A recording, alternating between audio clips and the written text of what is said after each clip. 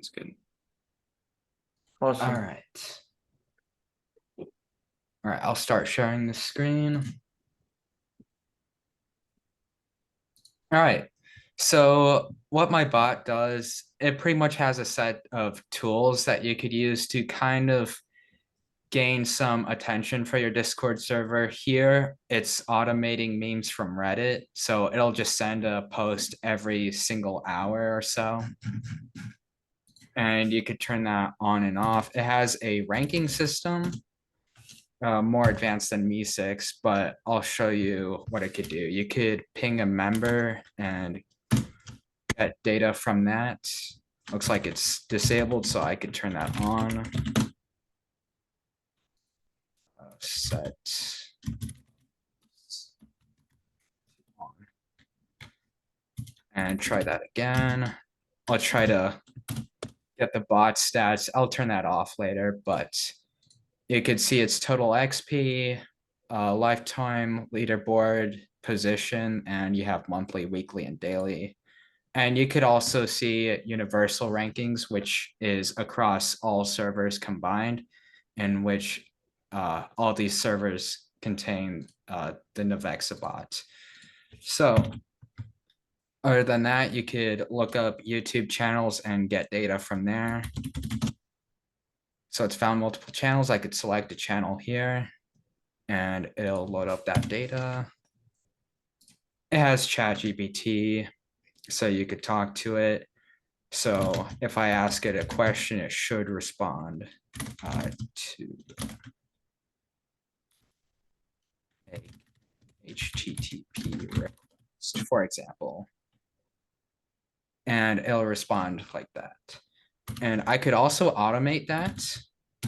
So if I set chat to general or test, it will actually come up with something to say every hour. I will have an option to customize that later on. But yeah, so far it'll generate, it'll start collecting message data as long as this is turned on. And it'll start creating messages based on that. Oh, wow. Very cool. Yeah. What was your inspiration? Actually, my first goal, the core feature of it was to try to get data from or analytics from multiple social media platforms, because I know it's a hassle to kind of go and look at multiple places at once. You have YouTube Studio and you have Twitter's analytics page. I'm just basically making a place to have that all at once, but I have not yet implemented that, but I'm getting close to that. But I feel that I could also use AI to give suggestions to what you could do on your social media platforms. Mhm. So I tend to start small and build up from that. So for now, it's just an MVP. Mhm. So Very cool. you could just search from those platforms. But yeah, I plan on expanding that a ton. Yeah, I look forward to seeing that. Do you have other features that you can show off? Sure. Let's see. It could assign roles every 5 levels. And let's see. Basic server stats. You could see your user stats.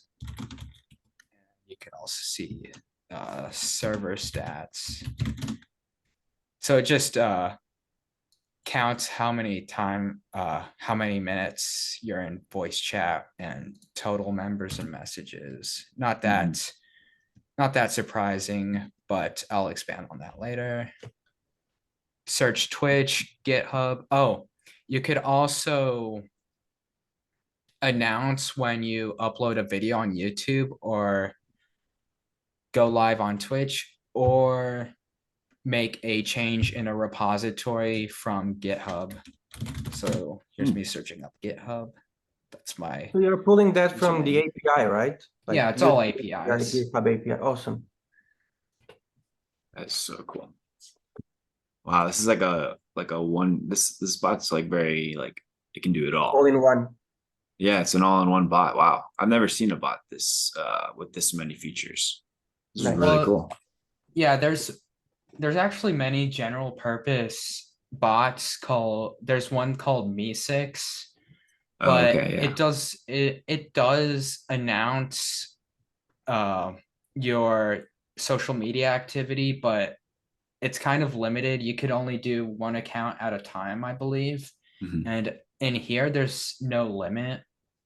And Okay. I don't think I'll make a limit for the for the free version. So I'll have other features for the paid version though. That makes sense. Very cool. Nice. How many? I'm curious. How many other servers have adopted this bot? Do you So have? far, so far, most of it is just test servers. There's my friend's server and my own server, but the past 2 days I've gained 2 servers from random people I don't even know. So it's gaining traction. Awesome. Awesome. How long has it been out? This bot? Kind of recent, It right? Yeah, I released it on the 2nd of July.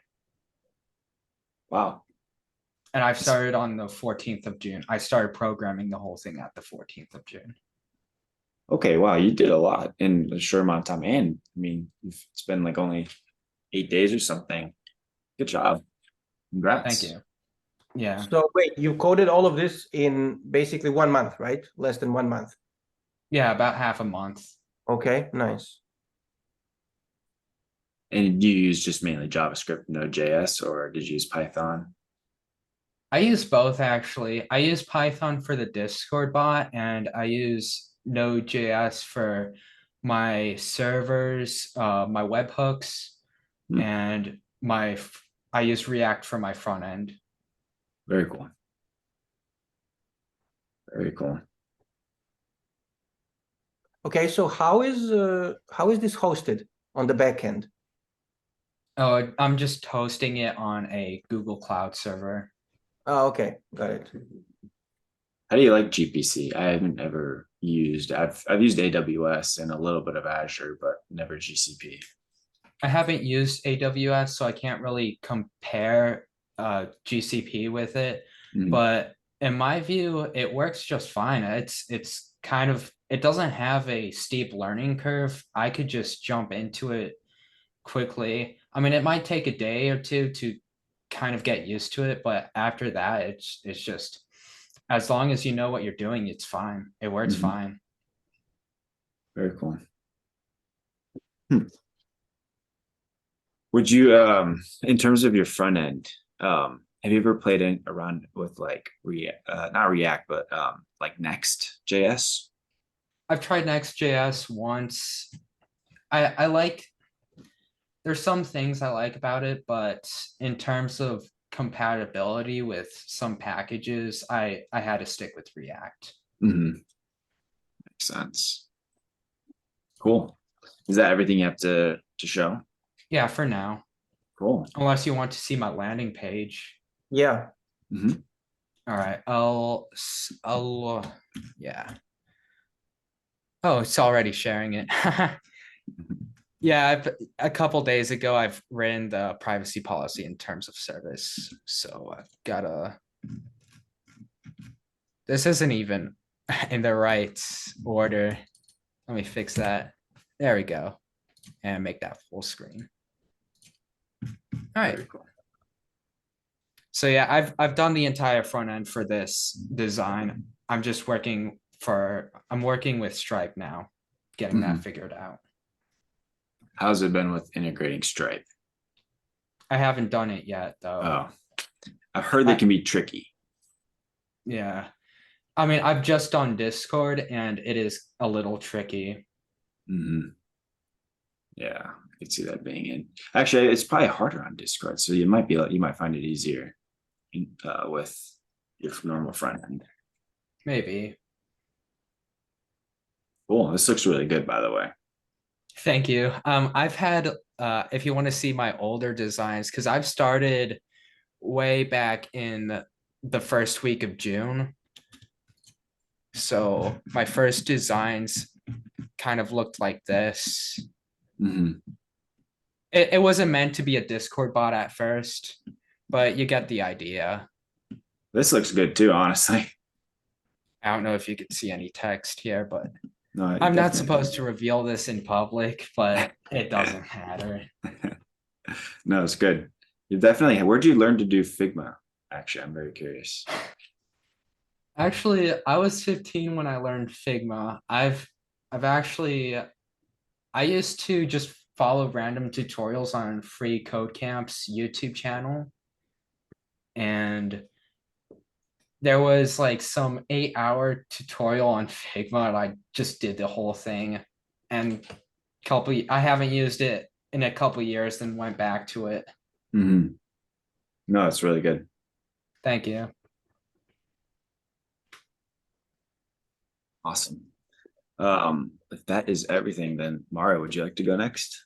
Yeah, sure, no problem. One more question. You also host the front end on GCP, right? Actually, the front end, I made a build folder out of React, and Okay. I hosted that on Hostinger. Ah, okay, got it. So what, is it cheaper or just simpler? It's simple. Ah, okay, got it. Yeah. I don't know what the price is per month. I feel like it's a few dollars per month. Never used that. Yeah, Hostinger has really good deals, in my opinion. Not sure if you can see my screen. I can see it. Yes. Okay, perfect. Okay, so I've been actually talking about Codesmash for a while on Twitter, right? Currently, it doesn't have any actual features. I mean, it has a lot of stuff that I've built on the back end, right? But it's not released because it's not integrated yet with the UI, right? So what it's actually going to be is basically like a custom backend builder, right? So you've got actually a couple of alternatives already, like there's Zeno, there's a backendless, and there's what's it called, like a Supabase, right? So what's going to be different here than compared to these other services? Well, first of all, you're actually going to be setting up the services. For example, you need an API, right? And you need a database. If you set it up with, let's say, Zeno, you're going to be hosting them on their servers, right? But here it's going to be different. You're actually going to be hosting them on your own cloud accounts. For example, I'm going to start with AWS, right? So just think of the cost savings, right? If you host it on their servers, right, on Zeno, they're probably also hosting it on some cloud platform anyway, right? So they have to pay for AWS, and they have to mark up the price and charge you as well.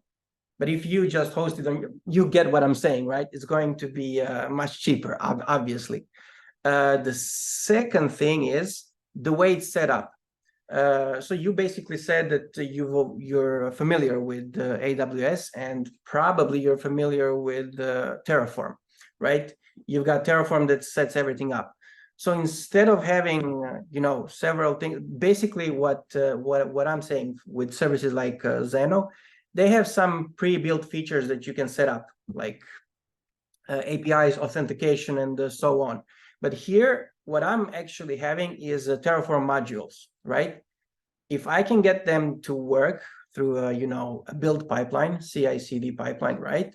I've actually got a service set up. But it's not just that once I have them working, I can actually connect them, right? So it's mostly modular, right? So if I have, let's say here, I put AWS AppSync, right? So that's actually a managed GraphQL API, right? Then I can take a database. And as you can, you know already that there are like tons of databases that you can pick on AWS. So let's say I pick DynamoDB. And now what I want is for this API to get the data from DynamoDB, right? So then we just take this one and say, data source connected here. Because if you check the documentation for Terraform, you will see that these are basically all the arguments that you can use for each module. For example, for AppSync, the data source, whatever you point here, it's going to take the data from here, right? So at that point, you just give names, right? Like whatever, my API. Your database is going to be my database, right? And then you save this as your stack. And you can have multiple data sources, right? For example, a AWS Lambda. And you also want to expose it through the API, right? Just put it here and say my Lambda, right? And then you save it as your own stack. Then you just promote it, let's say, to an application, to an app, right? So the apps are listed here. At that point, you will just click here and say, deploy. And you just deploy it to any account you want. All the AWS accounts that you own will be like listed here, right? And they will be deployed there. Then you just get to use them. End of story. Wow. And then let's say, and then let's say that two scenarios. First scenario, you don't want to use the service anymore. If you don't want to use Xano anymore, right? You don't get to use the infrastructure that you've set up with them, right? Because it's hosted on their service. Let's say you cancel here. You still have everything left on on your servers. Plus, it's all set up in a way that a developer would expect, right? So you have the DevOps environment. These basically these stacks, I call them stacks, right? These are Terraform modules, but they're actually stored in your private repos, right? The code commit repo. So you can use them manually if you want. So you have a developer, right? Let's say that your no-code application becomes really, really big.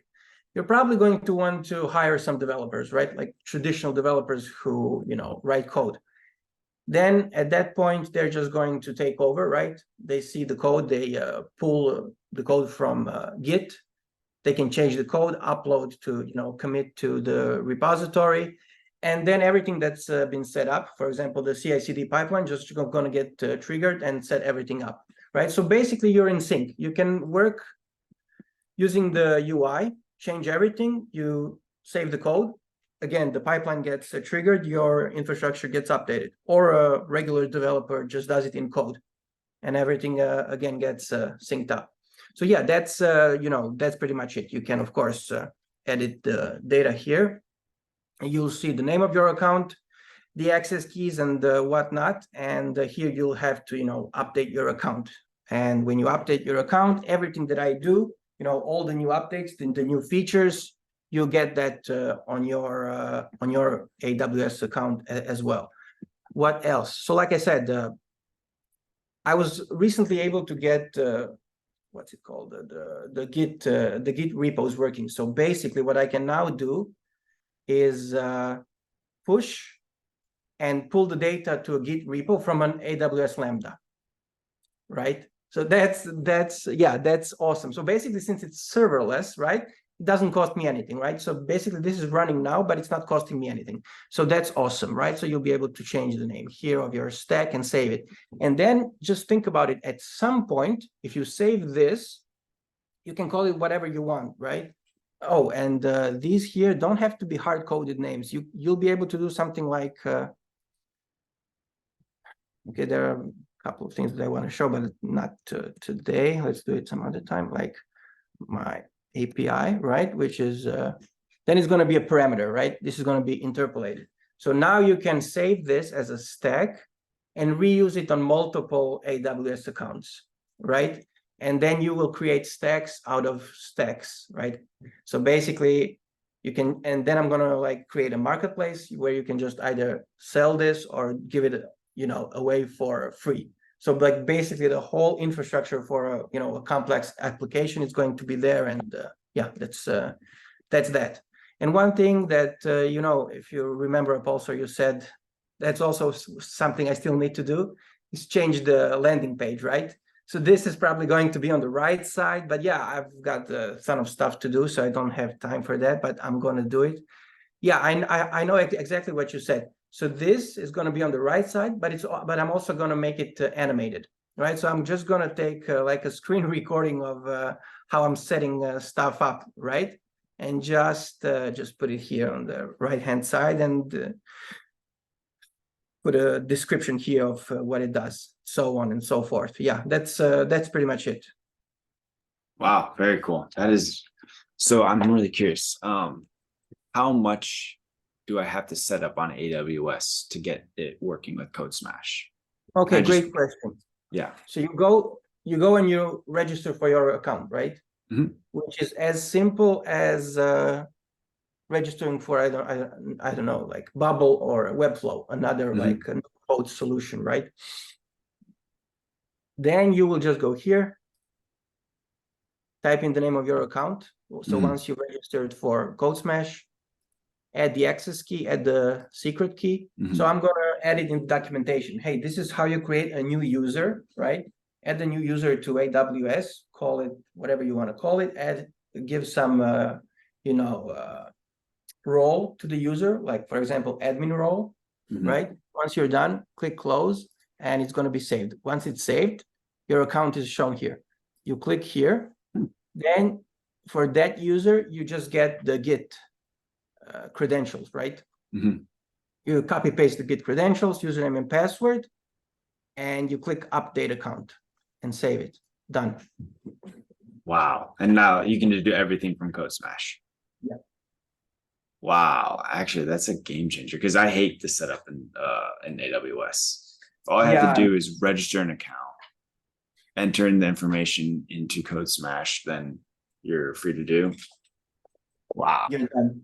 And like I said, let's say you don't want to use it anymore, or you want to because regular developers don't really like, doing this UI stuff. So I'm also going to have a CLI, right? You're going to type in something like Codesmash, name of my config, and deploy. But that's something I'm going to show next time, right? So basically, this thing, I was actually able to get it to work.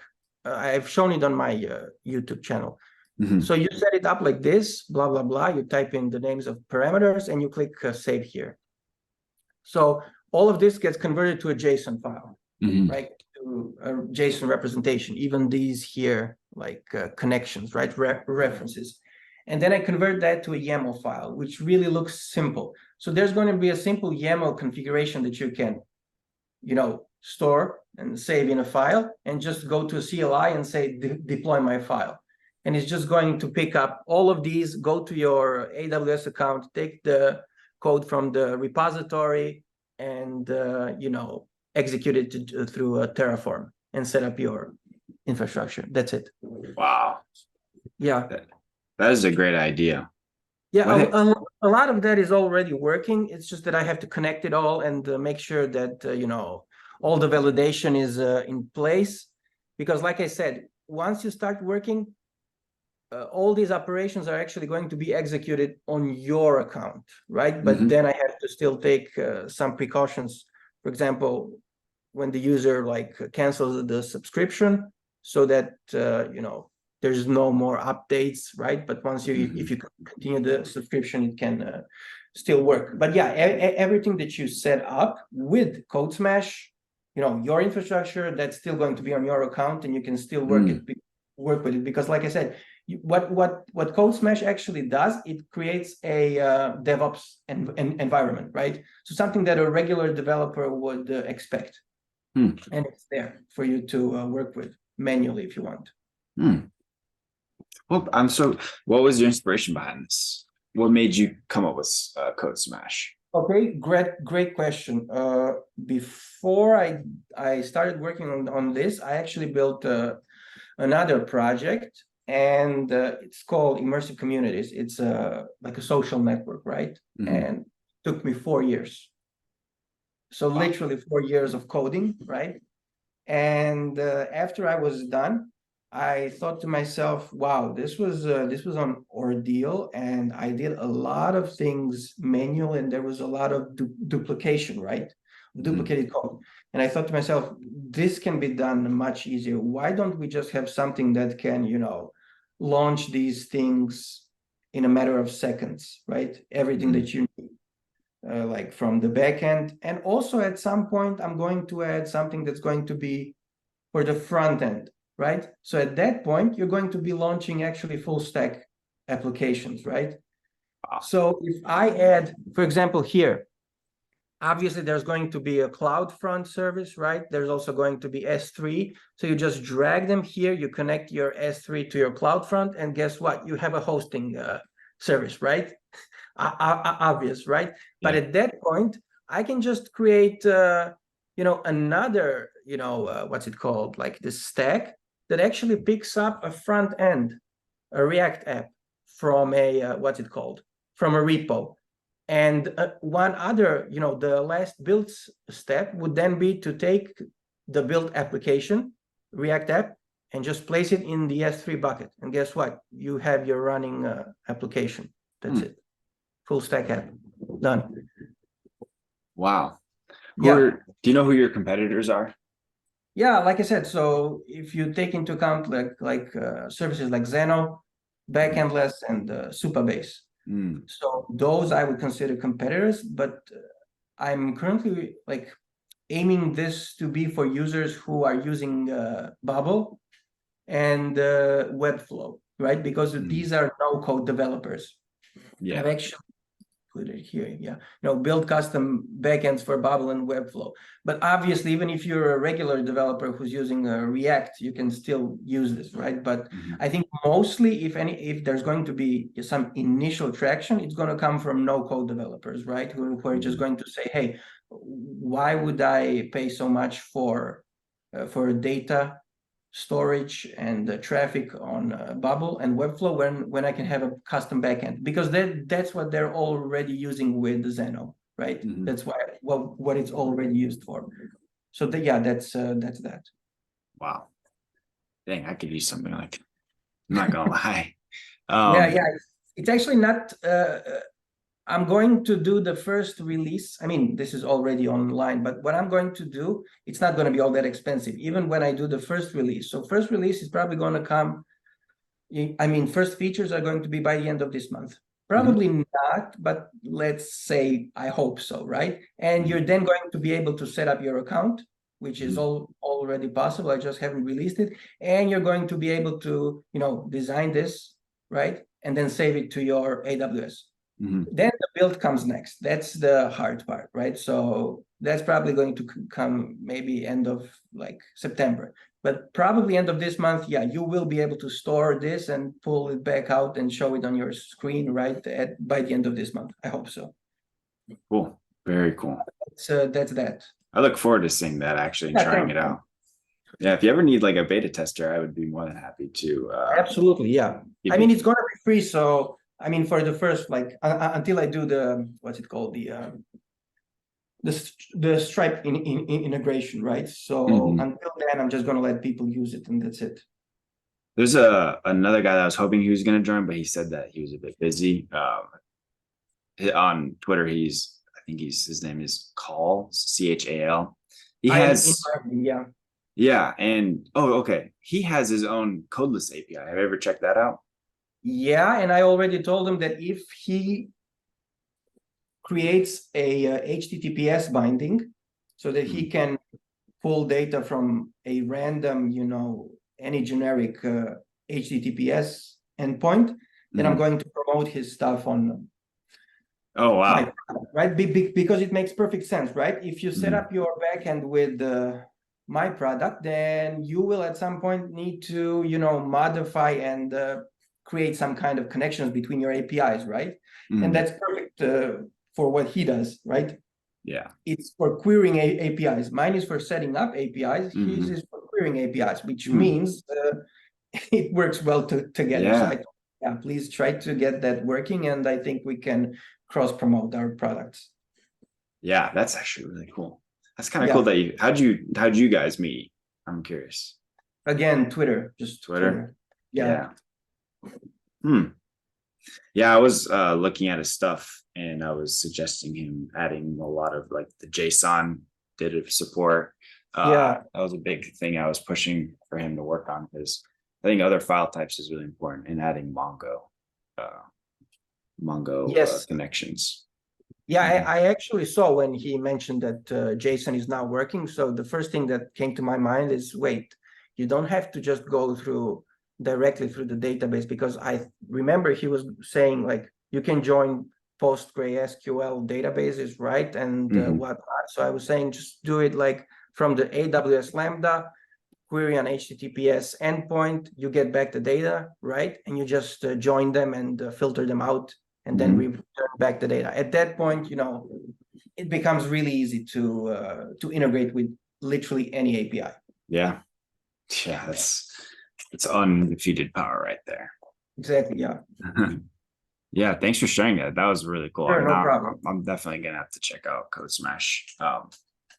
Yeah, that sounds like a really useful thing. I have one thing I could share, but Yeah, please do.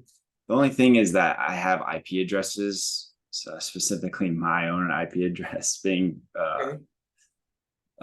and I do plan on recording this, or this is being recorded, so I do plan on putting it on Twitter for everyone to see. So I don't know if I should share, but I can share one other thing. Yeah, sure.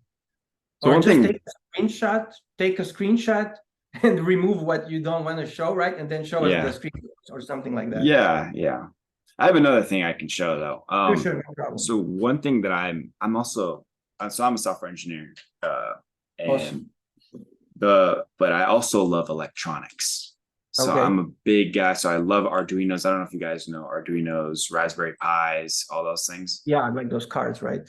Yeah, they're like really small. Let me see if I can actually. Kind of looks like this. Bunch of stuff on, but yeah, it's like yeah, this. exactly. Yeah, so I've been working on a project that utilizes Raspberry Pis to create kind of like smart home devices. Okay. One thing that I have been building is so what I just showed you was the actual physical build. But what I've been creating is a camera. So I have the Raspberry Pi, and I have a Raspberry Pi camera, and I have a ultrasonic sensor attached to it.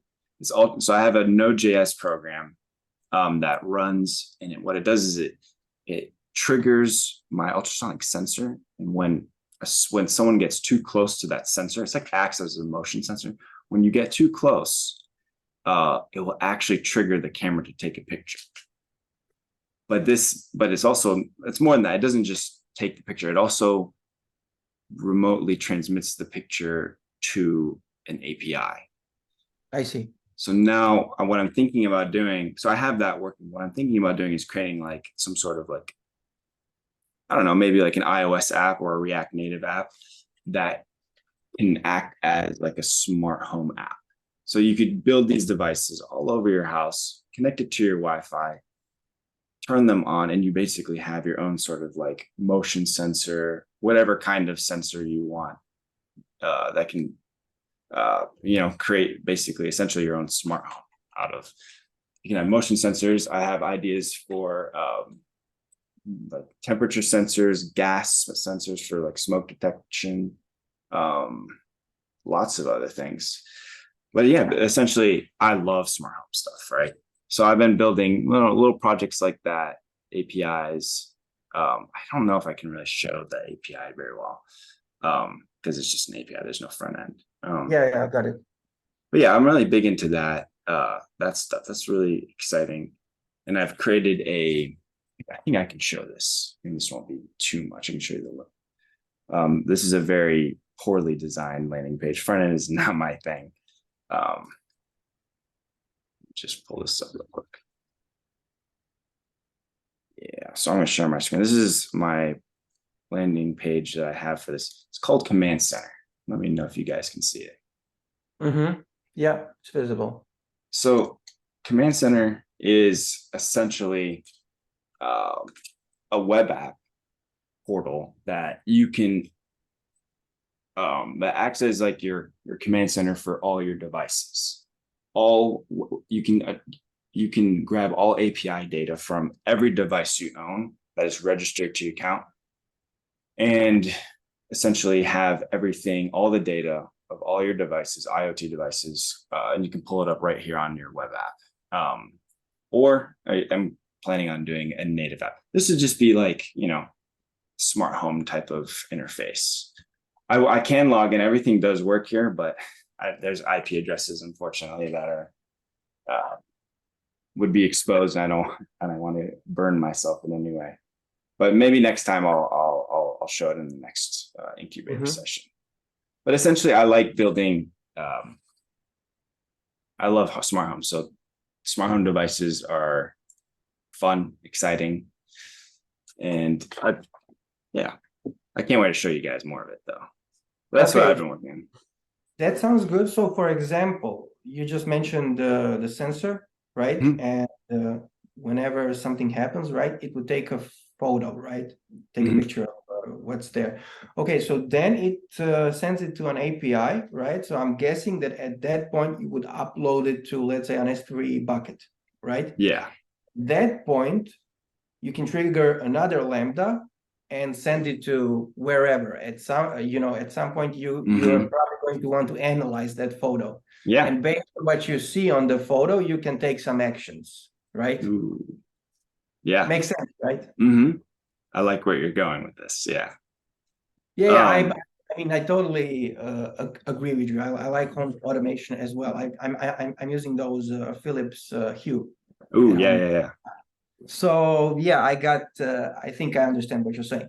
I mean, once you start analyzing photos or videos at some point, right? That's probably in the future, but yeah, you can do a lot of stuff. I mean, you can probably see if someone's coming to your home who's uninvited, right? And whatnot.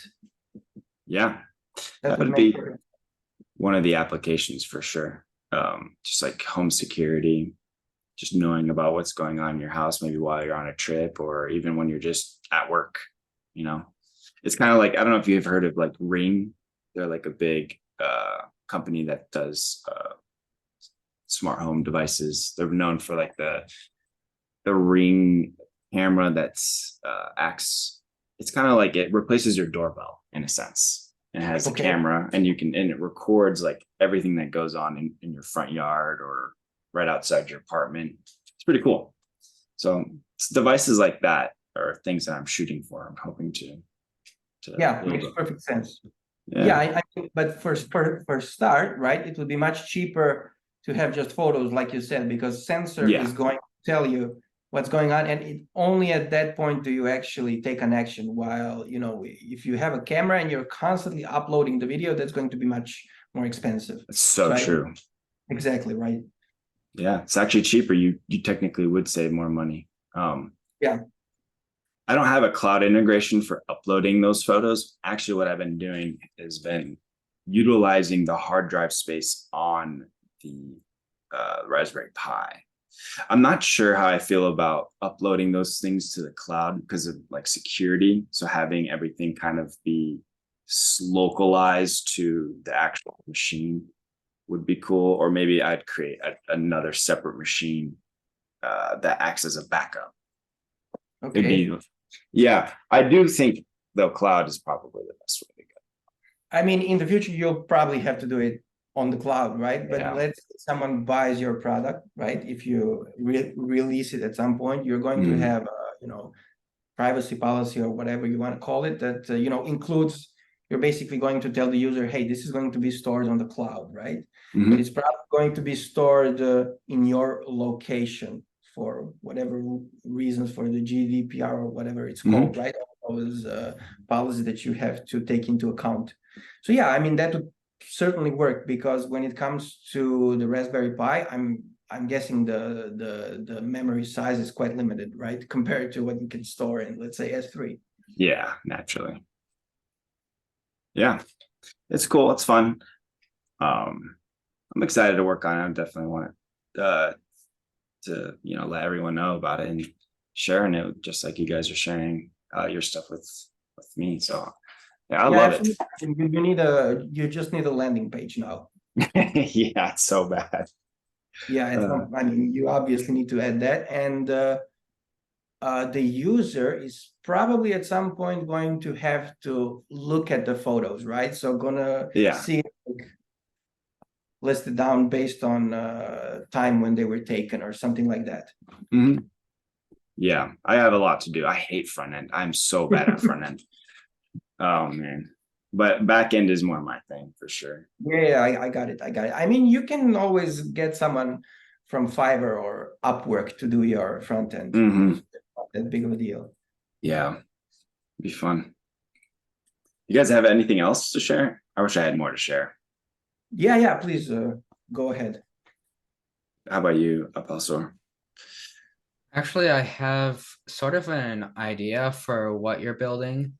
It would be Okay. nice to have actually real-time data from whatever your sensors have taken from the real world. Mhm. So you could go back and look at them for later. So if you see like maybe a thermostat that you could just go back and see how your house temperature has been in the past few days or something Ooh, like yeah. that.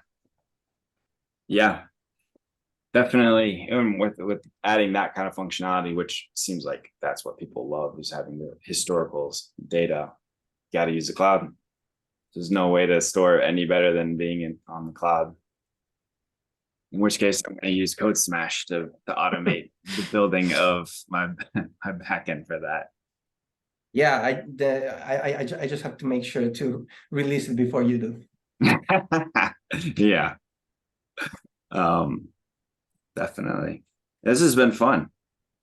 I love Absolutely. this. Taking into account that this is like the first meeting, right? Yeah, this is the first one, meeting number 1. Okay, I'm suggesting that the stuff that you should do, I mean, you have a Twitter account, which is fine. So opening what?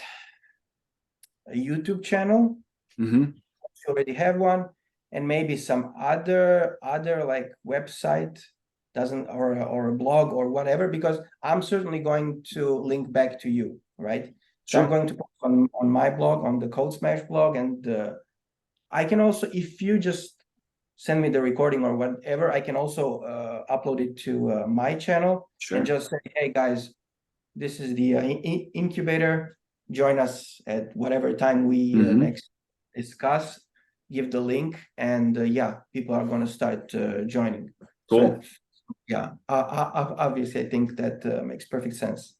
Yeah, I love that. I'm thinking so with the future, because if we get more people joining, we're gonna have to be a little bit more organized. And Yeah, obviously, yeah. And my thinking is that we'll have like each person has a select amount of time, maybe like 10 minutes. And it would be a bit of an intro. So there would be like an intro, introduce yourself, and then talk about your MVP, SaaS, whatever it is. Go over like a slideshow, or something if you just want to talk. And then have a live demo. That right there, I think having a live demo or just showing some functionality, like kind of like what you guys are showing, that's like great. And that's going to attract more people, in my opinion. And that will help grow the community more. And then people become big. Yeah, I mean, if it's like weekly or bi-weekly, whatever, whenever we want, I mean, even if it's the same people, you're just going to show the progress that you've done last week, right? Makes perfect sense. Yes, absolutely. And what do you guys think? More of like a bi-weekly, weekly kind of, what do you guys prefer? I mean, it's not that we're probably not going to join every week, right? So I mean, as far as I'm concerned, you can do it weekly, right? It doesn't matter if it's like 20 people who know about the show, right? But 10 joins, that's still fine, because it's not always going to be the same people. No, that's fine. Yeah. I love having new people come. Yeah. I think weekly for now is, in my opinion, whenever you have the time, right? So people are gonna join if they have the time. They'll join. If they don't have the time, they won't join. Simple as that. For now, since we're just starting out. Okay. Yeah, that makes sense. I like that. What do you think, Apolsor? At first I was kind of thinking bi-weekly, but I kind of agree with Mario. I think whenever most people have the time, I think is the best time to do it. Okay. Yeah, then my thinking is when creating the Twitter posts, the best way is just to ask, like, hey, when do you guys want to, meet up again? And then kind of come to some agreement on a relative time. And if you can't make it, because it's hard to, it's impossible to get everyone to join all at the same time. Okay. Yeah, definitely. Because then you'll at least know how many people to expect, right? How many people are going to join if they tell you, right? You ask them who can make it, right? 10 people tell you, okay, I'm joining. So yeah, that's it. Cool. I like that. That's a great plan. I'm excited. I think there's really much more to go over. You guys have any questions? I think the first one was great, right? We've all shown what we're working on. So the next one, like I said, if you have the time, next weekend, right? So I think we're changing to weekends instead of weekdays. I think everyone seems to agree that weekends are a little bit better for that. I'm perfect with that. I still work a 9-to-5 job, so I can't really do like early in the morning or midday because I have to do my job. But like after work hours, like right now, is like perfect for me. But weekend I'm completely open. So I think it seems like other people are as well. Okay. I'll definitely make an announcement. I can confirm that next weekend's fine for me. Cool. I'm joining. Awesome. Okay. Yeah, I'm definitely, so I'm going to create, I'm going to do a Twitter post and I'm going to share the recording. I'm going to upload this. I'll definitely tag you guys in it. And yeah, it's going to be awesome. Awesome. Thanks, guys. Thank you guys for joining. It was awesome. Yeah, I'll talk to you next time. Sounds good. See ya. Okay, bye. See ya.